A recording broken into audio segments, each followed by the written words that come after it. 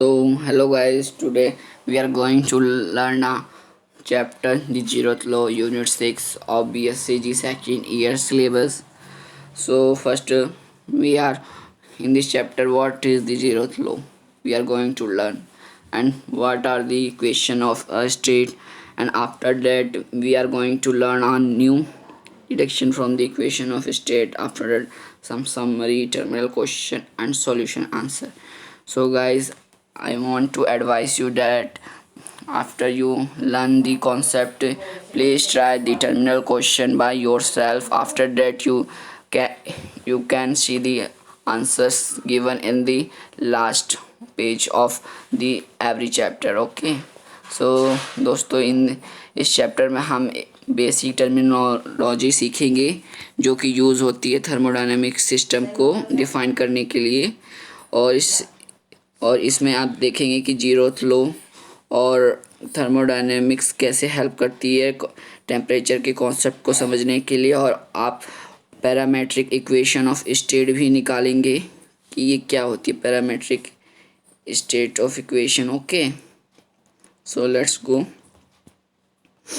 So in the introduction part, जो this nomenclature is due to RH flaw.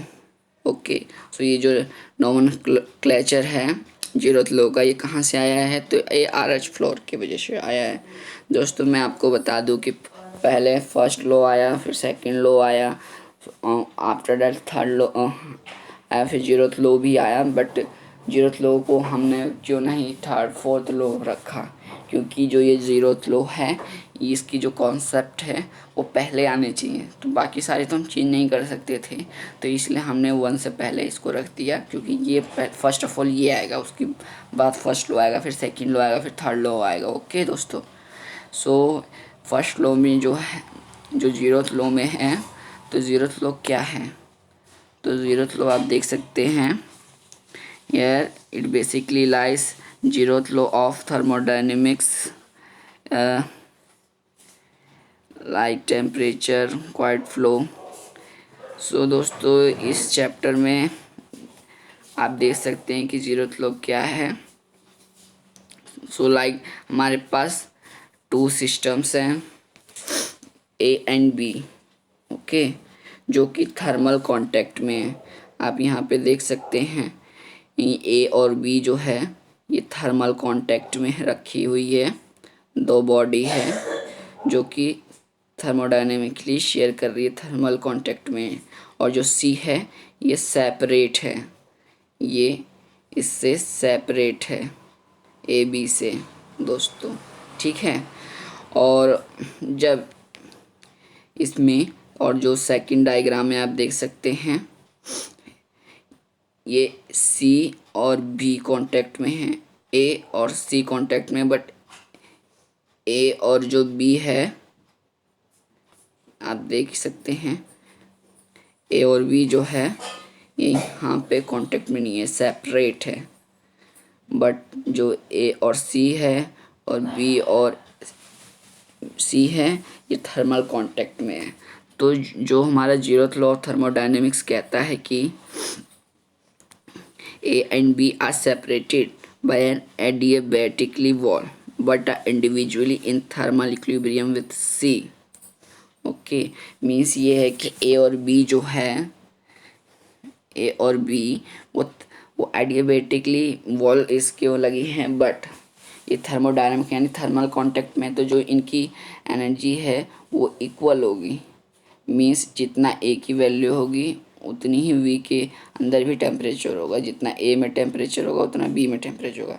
But सी से separate है, सो सी के अंदर अभी टेम्परेचर नहीं जाएगा। बट अगर हम यहीं पे सेकंड सिस्टम में हम कर दें कि जो एडियाबेटिकली वॉल है तो वो आ जाए, देखिए दोस्तों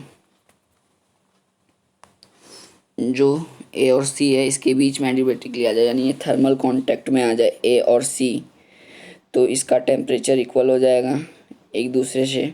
और अगर बी और सी को रख दिया जाए तो बी और सी का टेम्परेचर इक्वल हो जाएगा। इसका मीन्स है कि ये दो तो अभी अलग है, इसका टेम्परेचर एक नहीं है, बट इन दोनों का टेम्परेचर ए और सी और बी और सी का एक है हो जाएगा। मीन्स ये है कि अगर हम कोई भी दो बॉडी लेते हैं या अगर एक ऑब्जेक्ट है ए, आप समझ सकते हैं जैसे आपने गर्म पानी लिया गिलास में, ठीक है, तो अभी गिलास के अंदर गर्म पानी है तो वो गर्म है, ये ए मान लेते हैं, ठीक है। आप उसको गिलास में लेते हैं, बाहर रखते हैं 5 मिनट्स के लिए, ठीक है, और जो टेम्परेचर है और नॉर्मल 25 डिग्री सेल्सियस पे है, तो ये क्या करेगा कि वो इसकी अभी टेम्परेचर हॉट है, यानी कि ये धीरे धीरे क्या करेगा टाइम से कि जितना टेम्परेचर इसके सराउंडिंग में है वही टेम्परेचर पानी का हो जाएगा कुछ टाइम में। ऐसा इसलिए हुआ है क्योंकि थर्मोडायनेमिकली ये एप्लीकेशन है इसका कि हायर लेवल टू लोअर जो हीट होती है, जो टेम्परेचर होता है वो ट्रांसफ़र हो जाता है और इक्वल हो जाता है, यानी कि system equal to surrounding temperature हो जाता है। जैसे कि आप यहाँ देख सकते हैं, if two system A and B are in thermal equilibrium independently with a third system C, then A and B also be in thermal equilibrium with one another। इसका मतलब है दोस्तों कि जैसे कि अगर दो सिस्टम एक दूसरे के इक्वल हो तो जो तीसरा सिस्टम है वो भी इनके एक दूसरे के इक्वल हो जाएगा। जैसे कि आपने देखा ए और सी जो एक दूसरे के इक्वल है और बी और सी इक्वल है, तो ए और बी जो है जो सेपरेट है, ये भी अगर हम ये सेपरेट हटा दें और एडियाबैटिकली वॉल कर दें तो ये भी ए और बी के इक्वल हो जाए, यानी कि ये तीनों सिस्टम एक दूसरे के इक्वल होंगे टेम्परेचर में, थर्मोडायनेमिकली इक्विलिब्रियम में आ जाएंगे। जैसे यहाँ पे ए और बी इक्वल है टेम्परेचर में थर्मोडायनेमिकली, सो यहाँ पे बी सी भी इक्वल हो जाएगा और ए सी भी। मीन्स ये है कि thermodynamically all the system are in thermal equilibrium with one another. So from third law we can understand that if two systems are in equilibrium then the third one also be in thermal equilibrium with one another, this is known as zeroth law। okay friends, so ये हमारा zeroth law था। Next आता है हमारा the equation of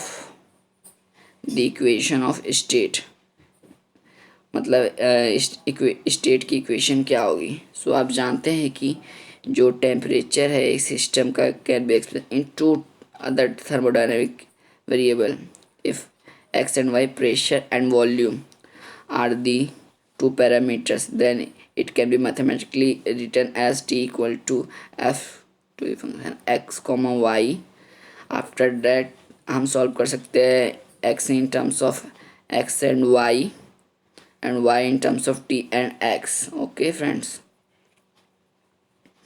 so we can get x equal to f2 t comma y and y equal to f3 t comma x।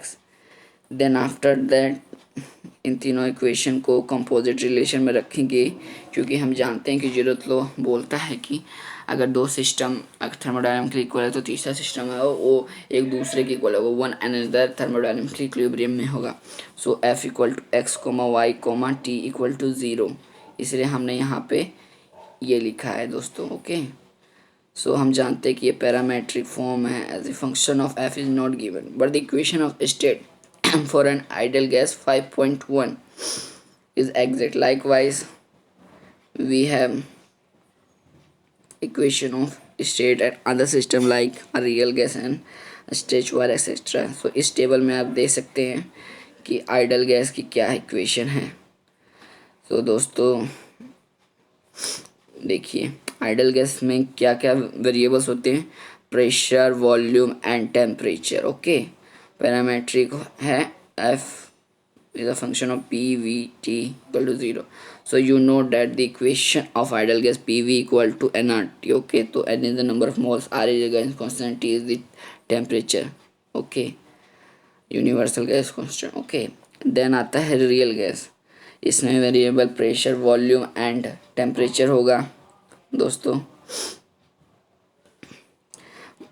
ठीक है, और इसकी जो एग्जैक्ट हमारी इक्वेशन ऑफ स्टेट है p प्लस a अपॉन में v square v minus b equal to R T, where a and b is a constant. Okay friends, now next है paramagnetic solid m, b and t is variable, and you know that m equal to cb by t, where m is the intensity of magnetization and b is the flux density of the magnetic field and in which solid is placed. C is constant. Now the stretched wire, इसके मैं change कर लेता हूँ। Stretch wire L and L naught, the length of the wire and T is the temperature. Okay friends, stretch wire की देख सकते हैं आप। L equal to L naught bracket में 1 plus QF1 sorry QF plus Q2 T minus T naught. Okay friends, where L and L naught are the length of the wire and temperature T and T naught respectively. F is the tension in wire and Q and Q2 are constant. So ये कुछ हमारे पास दोस्तों equation of states थी, ideal gas, real gas, paramagnetic solid and stretched wire. After that we have come to deduction from the equation of state. Like in equation से हम क्या क्या deduct कर सकते हैं और क्या इक्वेशन ऑफ स्टेट बना सकते हैं। ओके दोस्तों, तो ये कुछ इक्वेशन ऑफ स्टेट की डिडक्शन है, ये आप देख लीजिएगा। Okay, after that we have to come some SAQ। Okay friends, SAQ1 is imposing the condition dV equal to 0 and dt is not equal to 0 in equation 6.4. Prove the thermodynamic variable are connected to the relation. सो दोस्तों, ये जो यहाँ पर relation दे रखी है ये देख सकते हैं, del B by D P at T, del P by del T at V and del T by del V at P equal to -1। So आप ये रिलेशन आप यहाँ से डिडक्शन से आप निकाल सकते हैं। Here we can are take the help of deduction. Okay, so दोस्तों, आप क्या करिएगा, पहले आप अपने आप से ट्राई करिएगा इसको सॉल्व करने की। आफ्टर डैट ना हो तो आप पीछे से आंसर की हेल्प ले सकते हैं दोस्तों। ओके, आप इसको अपने आप से पहले करेंगे तो आपको ज़्यादा कॉन्फिडेंस आएगा दोस्तों। एंड देन आइसोकोरिक प्रोसेस क्या होता है, तो आप इसको आप समझ सकते हैं। What is isochoric? So the temperature of a block of copper is increased from 400 K to 410 K.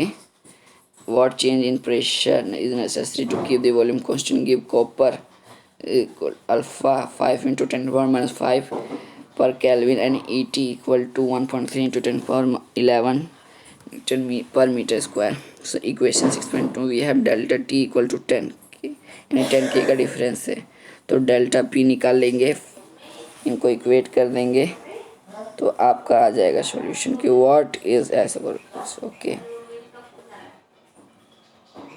आज के लिए इतना ही।